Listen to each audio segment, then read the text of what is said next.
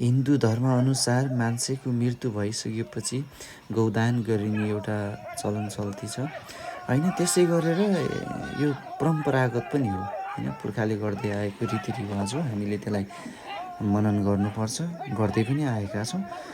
तर हिन्दू धर्मसँगै यो हाम्रो जाजरकोटमा गरिएको जुन गाईलाई अपराध गरिएको छ, हेर्नुहोस् त, त्यत्रो त्यो नदी कसरी तरिरहेछ, यतादेखि ढुङ्गाले ड्याम हान्नु भएको छ होइन, परसम्म गएको गाई पनि फर्किरहेको छ, यतै आइरहेछ होइन।